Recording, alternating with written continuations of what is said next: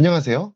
해외에서 오랫동안 한국대 입시를 준비한 학생들을 지도한 경험 바탕으로 이 특례 입시를 중심으로 해서 한국대 입시와 관련하여 가능한 정확하고 풍부한 정보를 전달드리기 위해서 노력하고 있는 옹글리시의 옹인환입니다. 자, 오늘은 여러분들 썸네일에서도 보셨듯이 9월 신입학 후기 전형 입시 호강을 설명드리는 그런 영상인데요.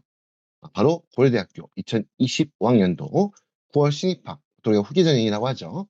요 입시 호강을 설명드리는 음, 영상인데요. 특히 올해 2025학년도 후기 전형이 있어가지고 가장 큰 이슈가 된 부분은 여러분 모두가 알고 계신 것처럼 12년 특례에 한해서 이 자기소개서가 재도입되었다. 쉽게 말씀드려서 자기소개서가 부활했다라는 것일 텐데요. 앞에 앞서 발표된 그 연세대학교하고 서울대학교와 다르게 이번에 이제 며칠 전에 아마 이틀 정도 전에 아마 발표가 됐던 이 고려대학교 같은 경우에는 어, 자기소개서를 지도입하지 않았습니다. 그러니까 보면 앞에 발표했던 서울대학교와 연세대학교의 경우에는 2025학년도 후기 전형 입시를 발표하면서 이번 입시부터 자기소개서를 전형에 활용하는 것으로 결정했는데 여기에 비해서 일단 이번에 어, 며칠 전에 발표된 고려대학교의 경우에는 그러니까 뭐올 영상에서 설명드리는 고대 후기 전형의 경우에는 일단 이번에는 자기소개서가 전형 요소로 포함되어 있지는 않았습니다. 하지만 조금 변화가 있었는데요. 그 중에 하나가 바로 가장 큰 변화가 예, 비교과 활동 우리 어, 목록 제출하는 부분인데요. 이 부분에 있어가지고 아마 제 생각에는 자기소개서를 도입하지 않는 대신에 일종의 거기에 대한 좀 보완이라고 할까요? 자기소개서 갖고 있는 그 여러 가지 기능 중에 어떻게 보면 학생이 어떤 보면 성적 관련 자료들, 학교의 뭐 내신 성적 GPA라든지 아니면 그의 표정의 평가 시험이나 어학력 익힘 시험들 있죠.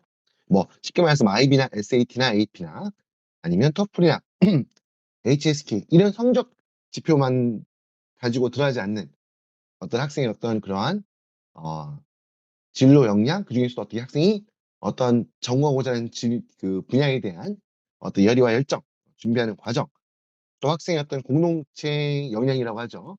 어떤 학생이 갖고 있는 그런 뭐 어떻게 보면 이제 한 부분을 말씀드리면 인성이라고 할 수 있겠죠.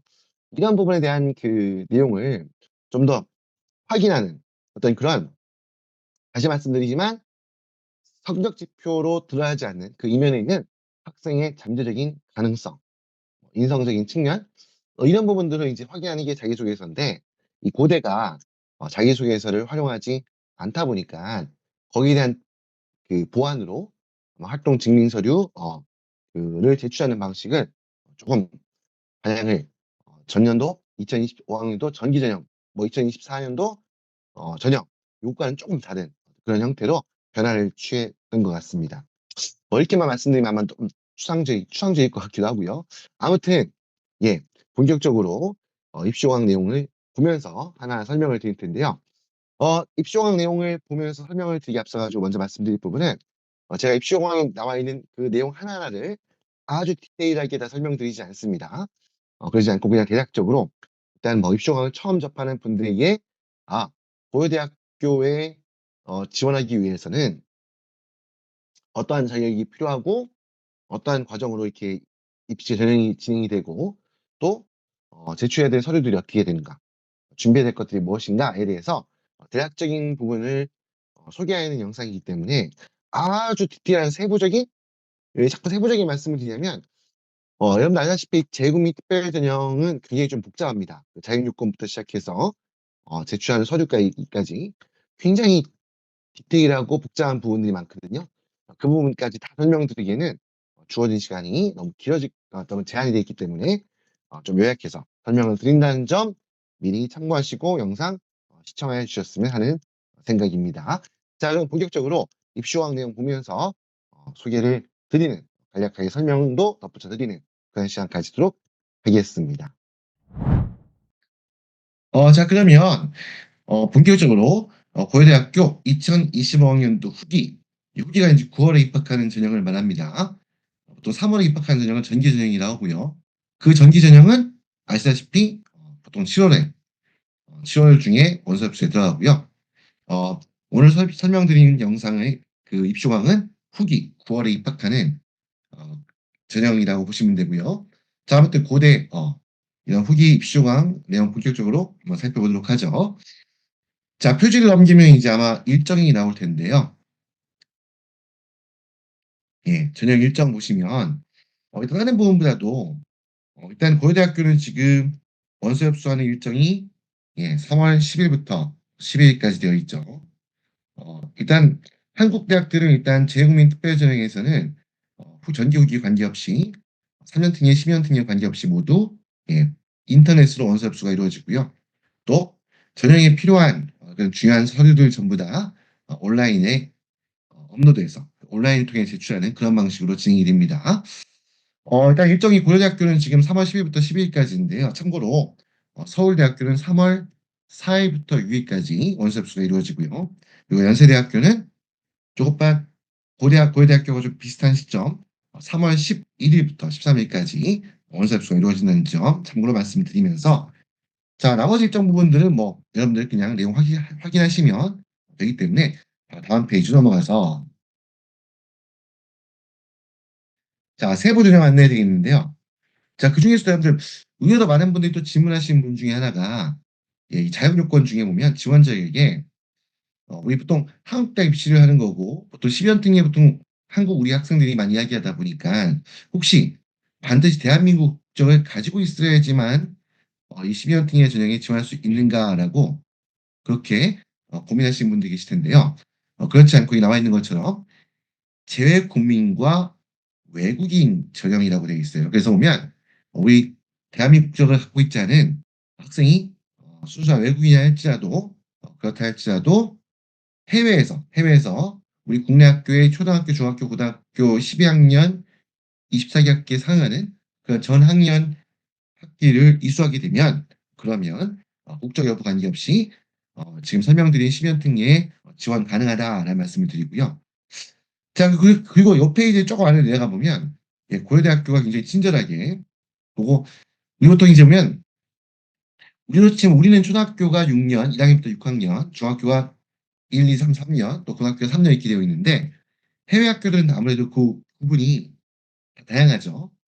미들스쿨이 4년인 경우도 있고 하이스쿨이 4년인 경우도 있고 그래서 이제 엘레멘터리 초등 과정이 5년인 경우도 있고 또 11년제, 12년제, 13년제 이렇게 돼 있는데요.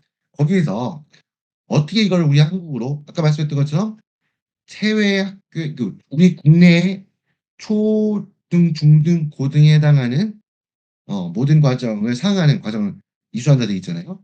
그걸 계산하려면 해외에서 공부하고 해외 국제학교에서 혹은 해외 학교의 그 학년 체계가 국내 학교로 기준했을 때 어떻게 인정되는지를 좀 따져봐야 되겠죠.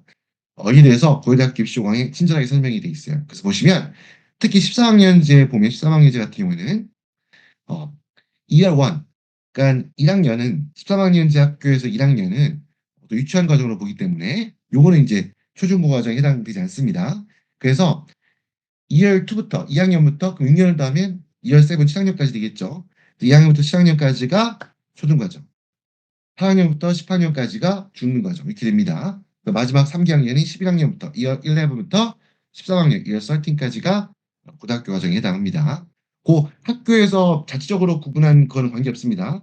예, 학교에서 뭐 우리 학교는 예를 들어서 12학년제 학교 같은 경우에 우리 학교는 9학년부터 하이스쿨인데요라고 해도 그거는 그 학교에서 구분만 그럴 뿐이고 국내에서 우리 국내 오늘 설명드리는 심의원 특례 재국민 특별전형에 지원할 때 있어 고등과정이라고 하는 것은 마지막 3기학년 그러니까 12학년제 기준으로 한다면 마지막에 10, 11, 12 13학년제라고 한다면 11, 12, 13 이렇게 되는 거 기억하셨으면 좋겠고요. 자 그리고 아래쪽에 보면 학기에 관해서도 약간 머리 아프신 부분 많은데 고대가 이 부분을 또 명확하게 또 바로 위에 보면 3학기제 보면 그 페이지 아래쪽에 3학기제는 이렇게 돼 있죠. 그 한마디로 보통 1텀, 2텀, 3텀 이렇게 돼가지고 보통 텀으로 표기된 학교들 있죠. 이게 한 개학년이 3개 학교로 구성되는 경우인데요. 보통은 1텀과 2텀을 제약해야지 1학기 국내 기준으로 1학기를 이수한 것으로 인정되고 그리고 또 2텀과 3텀을 제약해야지 국내 학기 기준으로 2학기를 재학한 걸로 인정되는데 가끔 물어보신 분들 중에 같은 3탐제학교를 해서 같은 학기 재학고 있는 학교를 다른 학교 전학을 갔어요. 그래서 A학교에서는 1텀만 재학하고 바람교에서 B학교에서는 2텀과 3텀을 재학했을 때 여기 따르면 2텀, 3텀만 2텀 재학한 거니까 2학기만 재학 이수한 걸로 인정이 되고 앞선 A학교에서 1텀만 재학한 경우에는 이거는 1, 2텀을 다 한 게 아니니까 인정되지 않지 않느냐. 그래서 고학년에는 이수한 학기가 한 학기밖에 없지 않느냐라고 이렇게 생각할 수 있는데 그렇지 않고 이렇게 같은 학기 재학고 있는 학교에서 이렇게 A학교에서 1텀만 했다 할지라도 B학교에서 2텀, 3텀 했다고 한다 그러면 합산해서 그렇죠. 그게 세기학기 1학년을 우리로 치면 1학년 2학기를 이수한 걸로 인정이 될 수 있습니다. 뭐 그 정도만 말씀을 드리고 다음 페이지 넘기겠습니다. 다음 페이지는 기타 사항 중에서 보면 요 후기는 누가 지원할 수 있냐라고 할 때 우리 한국 대학은 중요합니다. 외국 대학도 마찬가지일 수 있을 것 같은데 한국 대학은 중요한 건 여러분들 우리가 지금 2025학년도 후기 9월 신입학 전형이라고 하잖아요. 여기 지원하기 위해서는 반드시 대학교에 입학해서 학교를 다니기 시작하는 전날까지 무조건 고등학교를 졸업할 수 있어야 됩니다. 그렇죠? 그러면 어떻게 돼 보면 이게 졸업 예정자 같은 경우에는 여기 보면 어, 그렇죠. 대부분 국제학교들 같은 경우에 지금 당연히 12학년 혹은 13학년에 이제 후반기로 넘어가는 시점이죠. 이렇다면 지금 아직 졸업하지 않았잖아요. 대신에 졸업하는 예정일이 우리 9월 신입학이니까 9월 1일 이전 8월 31일까지요. 8월 31일까지 반드시 졸업할 수 있는 학생만이 요 후기 전형에 지원할 수 있다는 거 참고하시고 바라고 나머지 부분 내용들은 그냥 읽어보시면 될 것 같아요. 자, 그리고 그 밑에 보면 전형 요소의 평가 언급되어 있는데 일단 그 전형 요소의 고려대학교는 서류 평가 100%로 신입생을 선발하고요. 그러니까 서류 전형을 실시하고 면접 있는 케이스는 오른쪽에 잠깐 나와 있는 것처럼 얘는 그 중에서도 디자인 조형학부에 대해서만 포트폴리오 제출하고 그리고 면접을 30% 비율로 반영해서 실시한 되어 있죠. 그렇지 않은 나머지 모든 일반 학과는 전부 다 오로지 서류 전형을 통해서 신입생을 선발한다라고 보시면 되겠습니다. 자, 다음 페이지 넘어가겠습니다. 다음 페이지는 서류 제출 안내 사항 중에 여러분들 보면 여기서 조금 눈에 띄는 거는요. 자, 첫 번째 일반 항목 바로 밑에 보면 여러분들 우리 보면 근데 기본적으로 해외 학교에서 우리 학생이었던 우리 12학기의 자격 조건 심사하는데 제일 중요한 게 학생의 재학 증명, 성적 증명, 그리고 고등학교 졸업 예정 증명이겠죠. 물론 고등학교 졸업하고 후기를 지원한 친구들이 고등학교 졸업 증명이겠죠. 이 세 가지 학적 증명을 이게 정말 원본 아니면 그게 정말 인가대학교에서 정식으로 공부해서 받은 성적이나 재학인 증명인지를 확인하기 위해서 보통 우리가 영사 확인 혹은 포스트이어는 과정을 거치게 있는데요. 자, 그런데 일단 보시면 여기 보면 최종 합격자는 합격 후에 7월 25일 금요일까지 원서 접수 시 제출한 서류에 원본하면서 걸어치고 영사 아포스티어 확인 포함이라고 표현돼 있죠. 그러니까 이 말 무슨 말이냐면 여러분들 일단 이번에 원서 접수할 때 온라인으로 원서 접수가 진행된다고 했죠. 그럼 거기에다가 온라인으로 원서를 그리고 학생의 학적 관련된 재학 증명, 성적 증명, 졸업 예정 증명을 다 파일에 업로드하겠죠. 거기상에는 영사 확인이나 아포스티유가 담겨 있지 않아도 지원할 수가 있고 대신에 최종 합격한 다음에는 그 다음에는 당연히 대학에다가 합격자 7월 25일까지는 이제 영사 확인까지 거친 아포스티유를 거친 그런 서류를 제출해야 된다라는 거고요. 대신 한 가지만 좀 덧붙이자고 하면 여러분들 초등학교, 중학교 같은 경우에는 가능하시다면 여러분들 미리 가능하시다면 반드시 아니 뭐 대학에서도 분명히 이게 아포스티유나 영상 확인 안 돼 있다 해서 불이익을 준다고 하지 않았기 때문에 그게 아니지만 그래도 가능하면 초등학교, 중학교 같은 경우에는 그 초등학교, 중학교에 해당하는 학적 재학 증명 관련된 부분은 영상 확인을 미리 받아주시는 게 좀 좋습니다. 왜냐하면 가끔 꼭 고대는 아니라 하더라도 다른 학교들 같은 경우에 심사하는 과정에서 이렇게 좀 초등학교, 중학교 학습 관련 서류대에서 나중에 다시 심사하는 과정 중에 영사와 학기인을 팔아서 타의에 취할 것을 요구하는 경우가 발생하거든요. 그래서 그 부분 참고하시길 바라고요. 물론 도저히 불가능하다는 경우에는 다시 말씀드리지만 관계는 없습니다. 그냥 최종 합격한 다음에 그 이후에 요 날짜 7월 25일에 맞춰 가지고 그때까지만 영사 확인을 받은 서류를 제출하시면 되겠습니다. 자, 다음 넘기겠습니다. 자, 이제 가장 머리 아픈 제출 서류 부분입니다. 자, 일단 앞에 부분 뭐 종합기록표, 국외학교 조사표, 학력조회 동의서, 학교 과정 소개서 넘길게요. 여기서만 학교 과정 소개서는 스쿨 프로필 아닙니다. 아니고 그다음 보면 초등학교 현업 증명되어 있는데 그 내용 중에서 보면 자, 내용 다 읽어보지 않고 내용이 보면 거기에 이렇게 돼 있죠. 국외 초, 중, 고교의 재학증명서에는 재학기간, 전입, 전출한 날짜 및 일자 및 재학기간에 따른 학년학기가 명시되어 있어야 한다. 반드시 여러분들 물론 이제 현업증명서상에 학교 편입한 날짜, 전입한 날짜, 전출한 날짜, 그리고 학기의 시작일, 종료일 다 담겨 있으면 이런 경우에는 사실 재학증명서, 성적증명서를 별도에 만들지 않고 그냥 성적증명서 하나 가지고 재학증명서 기능할 수 있는데요. 그때 여러분들 꼭 거기에 반드시 기재되는 부분이 몇 월, 졸업 예정일도 몇 월 정도라고 돼 있으면 안 됩니다. 정확하게 몇 월 며칠이라고 일자까지 전부 다 표기되어 있어야 됩니다. 그 부분 좀 명심하시고요. 여기 안 나와 있지만 어, 이 보면 학기의 시작일과 종료일. 이게 뭐냐면 여러분들 고대 입시호강상에는 지금 보니까 여기에는 여기에 보면 학기의 시작일, 종료일 표기가 되어 있지 않죠? 어, 밑에 나와 있나요? 이수학년 학기 및 재학 기간 안 나와 있죠, 그게. 근데 하지만 다른 학교 같은 경우에는 이 서류에 학기의 시작일과 종료일이 다 표기되어 있기를 요구하는 학교들도 있거든요. 그러니까 이왕이면 정확한 날짜들, 그러니까 전입한 날짜, 전출한 날짜, 그리고 학기의 시작일과 종료일 뭐 이런 것도 있죠, 맞죠? 이런 내용들이 다 디테일하게 표기되어 있는 그런 성적표를 그런 재학증명서를 준비하시는 게 좋습니다. 물론 이제 재학증명서가 지금 보면 물론 이제 재학증명서에 기본적으로 재학 기간이 전입부터 전출일자가 나와 있고 어차피 또 우리 학생들 스쿨 캘린더를 제출하게 되어 있죠. 어차피 스쿨 캘린더상에 또 학년의 학기 시작일과 종료일들이 계속 표기가 되어 있기 때문에 뭐 이렇게 가름할 수도 있고 아무튼 중요한 것은 최대한 정보를 많이 담아서 많이 담아서 제출하기 이렇다는 거고요. 이 부분이 사실 이 뒤에 내용도 다 머리 아플 수 있는데 중요한 건 여러분들 한 가지 미리 말씀드리면 제가 설명드린 내용들 디테일하게 하나하나 100% 충족 못한다고 해서 그 서류가 인정이 안 된다거나 그런 서류를 냈기 때문에 자격 조건이 미달해서 떨어진다거나 그러지 않습니다.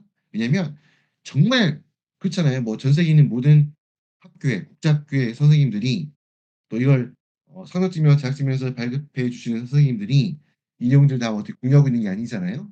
그러다 보니까 학교마다 굉장히 다양한 형태들이 표기 방식도 다양할 수밖에 없는데요.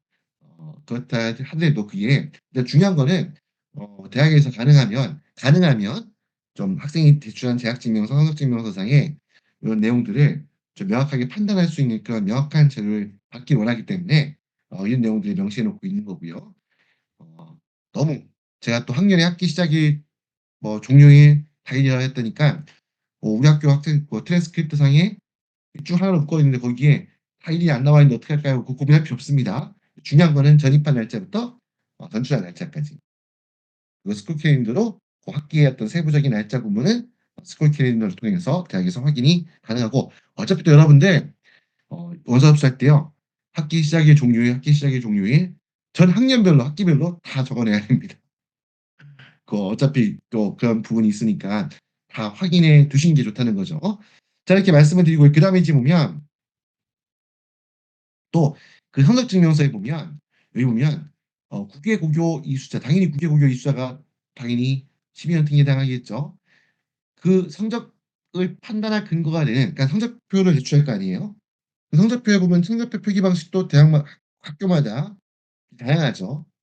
A 풀 플러스 뭐 A 뭐 A 마이너스 이렇게 세분화하는 경우도 있고 단순히 A, B, C 이렇게 표기하는 경우도 있고 아니면 숫자로 표기하는 경우도 있고 또 몇 퍼센트까지 상위 몇 퍼센트까지가 A, 상위 몇 퍼센트까지가 B 뭐 이렇게 이런 급간도 대학 고등학교마다 다르죠. 그렇기 때문에 그런 트랜스크립트상에 표기되어 있는 그런 어, 성취도 그런 평점에 대해서 요 어떻게 어떠한 기준에 의해서 성적표가 작성했는지를 보여줄 수 있는 그런 성적 체계 자료를 반드시 제출할 것을 요구하고 있다는 부분도 참고하시기 바랍니다. 자, 그다음 보면 이제 활동 증명 서류인데요. 이 부분이 이제 보면 전기 입시 조항 내용하고 완전히 달라진 부분이에요. 여기 보시면 일단 보면 일단 어, 첫 번째가 공인성적 목록표라고 되어 있죠. 그러니까 이제 공인성적 목록표로 해서 그 고려대학교는 총 10개 항목, 예, 활동 증빙 서류 10개 항목에 대해서 제출할 수 있게 되어 있는데 그 중에 5개는 공인성적 목록표. 그러니까 공인성적이라면 표준학력 평가 시험인 SAT, IB, AP 같은 것들 그리고 영어 뭐 언어 능력 입증 시험 성적, 그 토플, HSK 뭐 델프 뭐 다른 것들 있죠. 이런 것들을 제출하는 건데요.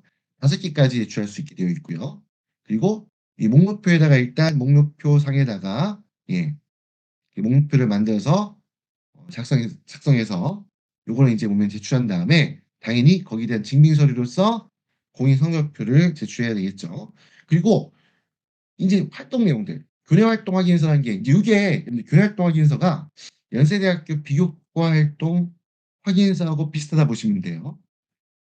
차이점은 연세대학교는 그냥 비교과 활동 확인서만 제출하고 거기에 이제 보면 진로활동 내용들, 동아리 진로활동 내용들 5개, 6개인가요? 갑자기 생각 안 나지만 그다음 봉사활동 내용도 이렇게 해가지고 제출 그 문서에다가 내용을 다 작성한 다음에 이걸 학교에서 확인을 받아서 이것만 제출하고 한마디 비교과 활동 확인서만 제출하고 연세대학교의 경우에는 그 증빙 서류까지 제출할 것을 요구하지 않거든요. 자, 그런데 고대 같은 경우에는 교내 활동 확인서 써 있는 내용 좀 보면 5개 항목, 5가지에서 또 항목당 설명한 내용 150자 정도 이내로 작성해서 이런 다음에 이렇게 만들어진 교내 활동 확인서를 학교의 책임자의 확인을 받아서 제출하고 거기에 더해서 그 교내 활동 확인서에 담겨 있는 그러한 활동 내용을 증명할 수 있는 그러한 증빙 자료를 여기 나와 있는 것처럼 A4 10매 이내로 분량으로 해서 제출하라 이렇게 되어 있는데요.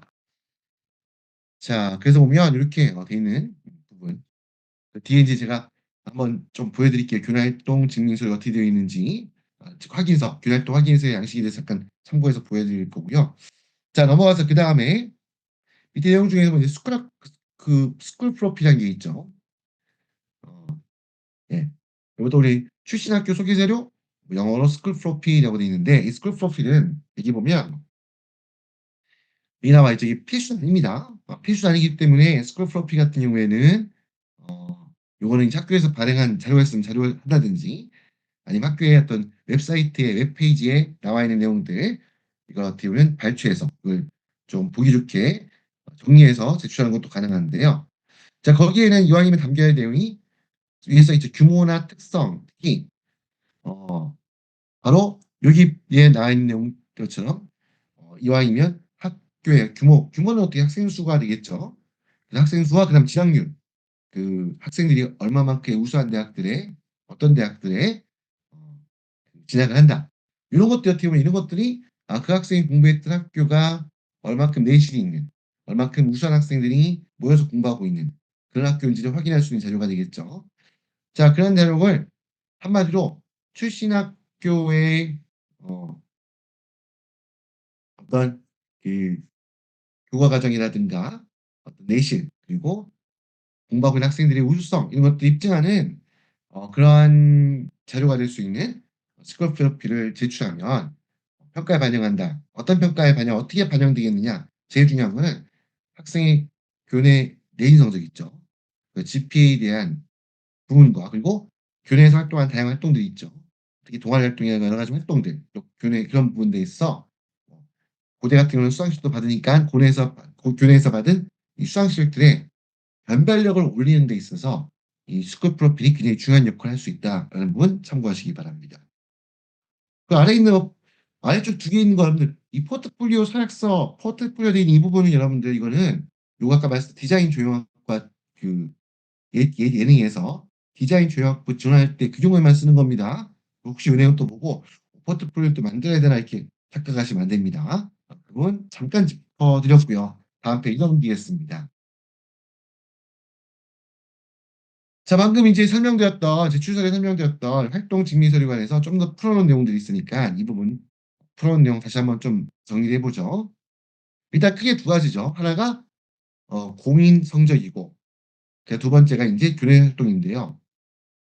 이 또 한 가지 쪼금 변동이 생긴 게 뭐냐면 원래 고대는 졸업 후에 고등학교 졸업 이후에 취득한 성적을 제출하는 게 가능했었거든요. 전기 때까지만 해도. 입시 영상에도 그냥 고등학교 입학 이후라고 표기돼 있었는데 이제 범위를 제한했습니다. 어떻게 돼 있죠? 공인 성적도 고등학교 재학 중 응시하여야 돼 있고요. 밑에 교내 활동도 고등학교 재학 중이라고 표기죠. 한마디로 이제는 고등학교 재학 기간 중에 취득한, 활동한 이런 내용들만 제출할 수 있다는 거고요. 자 첫 번째 공인 성적 같은 경우는 아까 말씀드렸던 것처럼 공인 성적에는 이런 표준 학력 자료, APIB, SAT, A레벨 그리고 공인 어학 성적에는 뭐 토플, 토익, 뭐 탭스, 뭐 IELTS, 뭐 HSK, JPT, JLPT 뭐 무지 많죠? 이런 것들. 요거 써 있는 것만 제출한다는 게 아닙니다. 예시를 든 겁니다. 어떤 분은 또 이 써 있는 거 보고 "여기 없는 건 제출할 수 없는 거 아니냐." 절대 그렇지 않고요. 예 예시를 든 것뿐입니다. 굉장히 많거든요. 이런 형태 이런 인증 시험 종류가. 이게 갖고 입시원서 중에 내용을 담을 수 없는 거잖아요. 그렇게 돼 있고요. 어쨌건 그 5 개를 제출할 수 있게 돼 있고 그다음에 이제 교내 활동 같은 경우에는 예 역시 이거는 이제 교내 활동 및 교내에서 수상한 거 이렇게 할 수 있습니다. 고려대학교는 연세대학교와 마찬가지로 교외에서 활동한 내용, 교외에서 수상한 수상 실적도 제출할 수 없습니다. 무조건 교내 활동으로 국한이 되고요. 그리고 이 교내 활동 관련된 내용을 교내 활동 확인서를 정리해서 이걸 학교에서 확인자의 책임자의 서명을 받아서 제출할 뿐만 아니라 거기에 대해서 이 활동 내용들을 실제 활동했다는 걸 증명할 수 있는 증빙 서류 또한 준비해 제출해야 되는 거죠. 그 내용이 나와 있고 밑에 유의사항을 쪼끔 더 살펴보면요. 일단 이 증빙 서류는 전부 다 예 A4 크기로 제출합니다. 축소 분할 이런 건 안 되고요. 비문서 형태 요거 같은 것들은 막 그냥 손으로 그 정도까지 뭐 그런 경우 있을까 모르겠지만 아무튼 아니면 그냥 뭐 단순히 워드 문서로 작업돼 있는 그런 것들을 제출할 수가 없다. 라는 부분. 그리고 하나의 시험에 여러 과목 성적이 포함되는 경우 많죠. 당연히 AP 같은 경우에도 여러분들 보면 과목별로 뭐 성적표가 따로 나오는 게 아니고요. 하나의 성적표상에 학생이 응시해서 점수를 취득한 AP 과목들이 모두가 한 페이지 담겨서 나오거든요. 뭐 IB나 A레벨도 마찬가지죠. 그럴 경우에는 이건 당연히 한 개 항목으로 묶어서 제출할 수 있다. 이렇게 된다는 거죠. 대신에 이 매수가 혹시 어떤 경우에 매수가 2 매, 3 매가 될 수 있는 거죠. 그럴 때는 요거는 어 3 매가 한 매로 취급되는 게 아닙니다. 원래 왜 A4 10매 그 증빙 서류로 10 페이지 제출할 수 있잖아요. 혹에 만약에 갑자기 필수적인 정보들이 그렇다고 여러분들 또 어떤 분들이 이렇게 물어보는 경우도 있어요. 어떤 성적표를 보면 첫 페이지에는 학생이 취득한 성적을 점수화시켜서 나온 요약본이 있고 그 뒤에 보면 각 과목에 대해서 어떤 부분에 대해서 막 디테일하게 설명되어 있는 내용들이 있거든요. 그거 안 해도 돼요. 그거 안 해도 되고요. 그렇지 않고 혹여라도 한 면을 넘어서는 경우 그러니까 뭐 그런 성적 관련된 내용들이 한 면을 넘어서는 경우가 있을 수 있죠. 그럴 경우에는 여러 면이 된다면 그건 또 몇 페이지를 잡아먹는 그런 부분일 수 있다는 거 유의하시고요. 자 그리고 이제 보면 어 밑에 보면 서로 다른 서로 다른 회차의 성적을 조합하는 거 우리 보통 마이 베스트 스코어라고 하는 게 우리 토플도 있고 SAT도 있죠. 일단 고려대학교는 마이 베스트 스코어를 인정하지 않습니다. 그리고 또 한 가지 고려대학교 독특한 점 중에 하나가 예 우리 보통 프리딕트라고 하는 성적 있죠. IB나 A레벨은 프리딕트를 낼 수밖에 없잖아요. 근데 이거는 이런 IB의 프랙티 성적이라든지 아니면 보통 A레벨에서 포캐스트 스코어라고 하는 뭐 여러 가지 표현이 있겠지만 이런 것들은 고려대학교는 이 문서를 따로 받지 않습니다. 그러면 어떻게 되느냐 할 때 걱정하실 필요가 없는 게 여러분들이 제출하는 학교에서 받은 프리스크립트라고 하는 일단 기본 성적표 있죠? 사실 우리 프로젝트 성적이라는 거는 결국 뭡니까? 학교에서 자체적으로 그 평가해서 성적을 부여한 일종의 내신 성적의 연장선상이라 볼 수 있거든요. 그렇기 때문에 내신 성적표에 담을 수 있다는 거고요. 그만큼 프리티들을 인정하지 않는 고대 특성상 아무래도 학교 내신 성적, 국제학교가 갖고 있는 내신 성적의 그 변별력이라는 부분이 제가 여러 차례 다른 영상에서 많이 말씀드렸지만 좀 약할 수밖에 없다 보니까 그러다 보니까 고대는 유달리 SAT 성적이 SAT는 이제 유일하게 받은 그 파이널 성적인 거죠. 왜냐면 SAT는 학년 관계없이 파이널 성적을 받을 수 있으니까 그 성적이 좀 변별력을 상대적으로 좀 크게 갖는 그러한 특성을 이 부분 때문에 프레이트 성적을 받지 않는다라는 부분 때문에 이게 트랜스크립트에 담기는 건 상관없습니다. 하지만 별도의 우리가 보통 프리스틱트라고 하는 성적표 이거는 받지 않는다는 거죠. 그렇기 때문에 거기에 따른 어떤 발생하는 어떤 특성이라고 이해하시면 좋을 것 같고요. 자 그리고 이런 공인 성적 같은 경우에는 진위 여부 수단, 또 진위 여부 수단이라는 것은 또 학생이 그 응시했던 아이디나 비밀번호 있죠. 이걸 제공하는 거예요 대학에다가. 그러면 똑같이 그 대학에서 평가하시는 심사하시는 분이 학생이 제출한 아이디나 비밀번호를 가지고서 이게 실제 받은 성적이 맞는지 안 맞는지 확인할 수 있겠죠. 이런 걸 하거나 이런 진위 여부 수단을 제공하거나 또는 스코어 리포팅을 진행하면 되겠습니다. 여러분들 스코어 리포팅도 안 되고 가끔마다 스코어 리포팅도 안 되고 그리고 이제 보면 이런 우리의 그 아이디나 비번을 통해서 온라인으로 성적 확인이 불가능한 그런 케이스에 시험 어떻게 하느냐? 그 경우에는 그냥 발행받은 성적표 원본이 있죠. 그 성적표 원본을 제출하시면 되고요. 그렇습니다. 그렇게 된다는 거고. 다음은 이제 교내 활동에 보면 자 교내 활동 확인서 쓰게 돼 있는데 교내 활동 확인서가 아무래도 고대가 자기소개서 없다 보니까 교내 활동 확인서의 그 기록란에 내용 기록란에 뭔가 내용을 많이 담고 싶어가지고 막 하다 보면 이게 페이지 넘길 수도 있겠죠. 절대 그렇게 하지 않도록 어떻게 제안했어요? 교내 활동 확인서는 한 장을 추가할 수 없다 되어 있죠. 그러니까 한마디로 이게 무슨 말이냐면 여러분들 무슨 말이냐면 자기소개서처럼 쓰지 말라는 얘기예요. 그러니까 사실 150자로 제안했는데 내용 대부분 알겠지만 이 150자라는 게 그렇게 긴 내용이 아닙니다. 정말 객관적인 내용들만 핵심적인 정보들만 적어놔야 해도 그게 이미 150자를 훌쩍 넘기거든요. 그렇기 때문에 정말 핵심적인 내용만 간결하게 기록하는 겁니다. 그렇게 이해하시면 됩니다. 자, 넘기겠습니다. 자, 또 역시 교내활동 내용 중에 교내활동 증명서류에서 위에 잠깐 보여드리면 A4 크기 외출하고 축소 분할 이렇게 하는 거 안 한다는 거죠. 그러니까 페이지가 10매로 제한되어 있다 보니까 10페이지 맞추기 위해서 이렇게 각각의 그 증명서류들을 축소해서 한 페이지 여러 개를 담는 이렇게 하는 거 허용되지 않습니다. 자, 다음 페이지 넘어가세요. 자, 지원자 유의사항 중에 그 5번에 보면 5번에 보면 있는 게 있죠. 지원 자격 확인 또는 기타 필요한 경우 심사하는 과정 중에 필요한 서류를 요구하는 경우가 있습니다.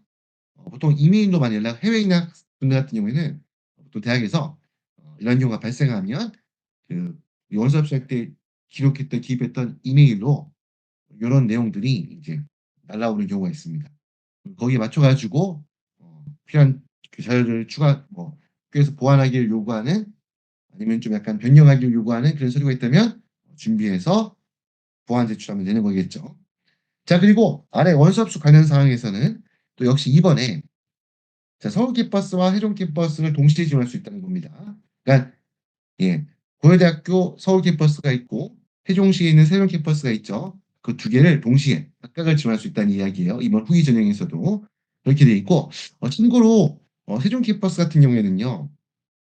똑같이 비교과 그 자기소개서는 도입되지 않았는데 대신에 이 비교과 활동 관련된 부분이 그 지금 서울 캠퍼스는 복잡하게 바뀌었죠. 근데 최종 캠퍼스는 기존의 양식을 그대로 사용하고 있습니다.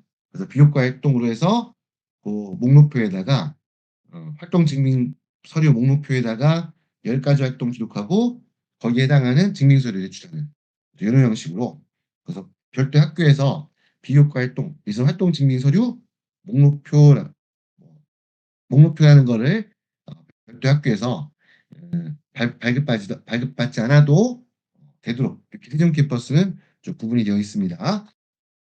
자, 그 부분 이야기 말씀드렸고요. 예, 쭉 넘어가서 보면 예, 입소강 마지막 페이지에 보시다 보면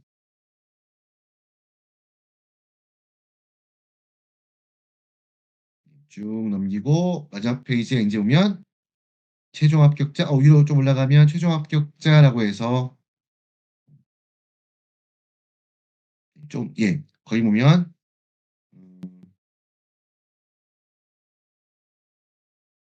예, 서류의 원본 서류 밑에 드릴게요. 예, 페이지로 13페이지거든요. 13페이지. 예, 거기 보면 내용 중에 그 가운데 좀 기대 있죠? 국유학적 서류는 영사, 아포스토 확인이 반드시 필요하다. 하지만 이것은 아까 말씀했던 것처럼 원서 접수 바로 그 시점에 필요한 게 아니라 예, 최종 합격자 원본 서류니까 최종 합격한 학생이 합격한 학생의 경우에는 7월 25일까지 그때까지는 이제 반드시 예, 모든 학적 서류 관련해서 영사 확인을 받아서 제출해야 된다라는 부분 이렇게 돼 있고, 참고로 하면 알다시피 교육부의 그 인가를 받아서 운영이 되고 있는 제외한국학교, 또 한국국제학교라고 하죠. 이런 제외한국학교의 경우에는 영사 확인이 필요하지 않다는 부분 더 말씀을 드리고요. 자, 이제 마지막으로 아까 비효과활동 확인서 잠깐 그거만, 비효과활동 확인서가 아니라 비효과활동 예, 교내활동 확인서라는 게 있죠. 교내활동 확인서 잠깐 보여드리면요. 예, 5가지를 적게 돼 있죠. 그래서 1, 2, 3, 4, 5번 되어 있고, 그리고 이제 거기에 활동 기간, 활동 제목, 한 다음에 오른쪽에 내용을 적혀 있는데, 띄어쓰기, 공백을 포함한 띄어쓰기 포함이겠죠. 150자 이내로 이렇게 돼 있고, 그런데 입시공간에 가보면 영문으로 되어 있는 양식도 있습니다. 당연히 여러분들 학생이 다니는 학교가 영미권 국제학교였다. 그렇다면 당연히 그 학교에서 모든 그 양식은 다 영어로 작성이 되겠죠. 그러면 고려대학교 그 웹사이트에 입학처에 들어가 보면 그 자료실에 분명히 서식으로 영문 서식도 있거든요. 거기는 어떻게 되냐면 150자가 아니라 그 캐릭터 150개. 그러니까 보면 그렇게 똑같이 한글로는 띄어쓰기 포함 150자, 영어로도 그 캐릭터가 띄어쓰기 역시 포함, 스페이스 포함 150개. 이렇게 해서 작성하게 되어 있는데 말씀했던 것처럼 요건 한 페이지 안에서 A4 한 페이지 안에서 끝내야 됩니다. 그래서 그 내용 중에 150자, 말씀했던 150자, 결코 이게 어떻게 보면 많은 내용을 담을 수가 없어요. 그냥 정말 객관적인 내용들만 핵심적인 정보를 담아서 요약해서 적는 겁니다. 한마디로 자기소개서처럼 쓰지 못한다는 얘기예요. 그렇게 되고 요 5가지가 내용이 담겨서 한 페이지로 구성이 된 다음에 아래쪽 제 바닥에 있는 것처럼 확인자에 또 certify라고 하죠. 이 확인자의 어떤 내용들로 서명을 받아가지고 요걸 제출하게 되어 있고 업로드한다는 얘기가 되겠죠. 그런 다음에 거기에 요것도 증빙 하나하나에 해당하는 이 활동 하나하나에 해당하는 그러한 것을 입증하는 증빙 서류를 역시 A4 10면 이내로 준비해서 제출하게 되어 있습니다. 자, 이렇게 해서 고려대학교 2020학년도 후기 전형 입시호강 설명해 드리는 순서를 마무리하도록 하겠고요. 자, 아무래도 요즘 이제 입시가 다가오고 있고 바로 이제 3월부터 3월이 이제 서울대학교, 연세대학교, 고려대학교가 3월 초중반에 이제 2025학년도 후기 전형을 이제 원서 접수가 이루어지기 때문에 어, 그 아무래도 조금 가능하면 입시호강이 발표되는 대로 좀 빠르게 정보를 전달드리는 게 좋을 것 같아서 한 영상들과 달리게 우리 입시호강 관련된 영상들은 이렇게 조금은 편집이 아까 어쩔 수 없이 화면 구성이나 이런 부분들이 조금은 어색한 화질도 쪼금 떨어지는 그 영상으로 준비하고 있다는 점 양해를 부탁드리고요. 그리고 일단 서울대학교, 연세대학교, 고려대학교만 일단 현재 입시적 2025학년도 후기 전형 입시가 발표된 상태고 아직 성균관대 보통 후기 전형 실시한 학교들이 성균관대, 한양대, 중앙대, 서강대학교가 있거든요. 요 대학교의 입시가 아직 발표되지 않은 상황입니다. 이 내용들이 아마 좀 뭐 조만간 나오지 않을까 생각이 드는데 아마 자기소개서 부분 때문에 다들 입시 요강이 조금씩 늦어지는 거 아닌가 생각이 들고요. 아무튼 이 정도로 해서 오늘 영상 마무리하도록 하고 항상 제가 잊지 않고 충고드리는 부분 하나 있죠. 반드시 해당 학교 홈페이지에 들어가서 예 직접 입시 요강을 다운받아서 입시 요강의 내용들을 꼼꼼히 확인해 보시는 과정 필수입니다. 이런 부분 꼭 거치시길 부탁드리면서 자 오늘 영상 여러분들 해외에서 한국대 입시 준비하는 데 있어서 도움이 되셨기를 바라고요. 도움이 되셨다면 구독과 좋아요 부탁드리면서 마무리하도록 하겠습니다. 지금까지 옹글리시의 옹일환이었습니다. 감사합니다.